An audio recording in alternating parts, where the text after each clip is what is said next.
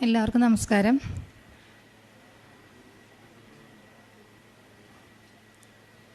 കവിതയുടെ പേര് വനാന്തരങ്ങളിലെ വീടുകൾ.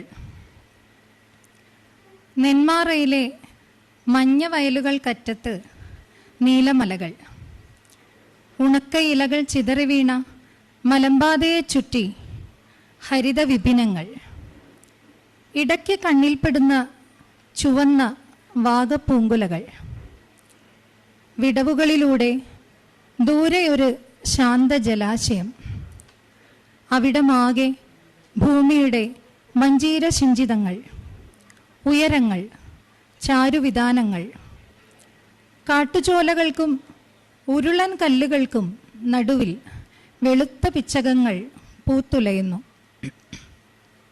മനുഷ്യരുടെ ദുഷിച്ച രക്തം ഊറ്റിക്കുടിച്ച് വീർത്തു വലുതാകുമട്ടകൾ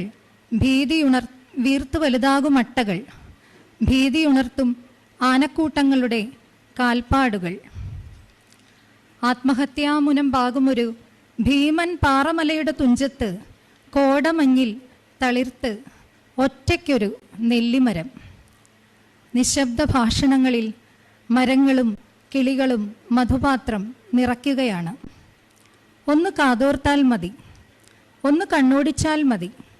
വനാന്തരത്തിൽ കെട്ടിയുണ്ടാക്കിയ തൽക്കാല വീടുകളിലൊന്നിൽ പഞ്ഞിമെത്തയിൽ കിടന്നുറങ്ങുമ്പോൾ അറിയാം താണ്ടിയ വീഥികളും കൊണ്ടെത്തിക്കുന്ന നിബിഡതയും പരമമോഹനമെന്ന്, പഞ്ചതന്ത്രങ്ങളെന്ന്.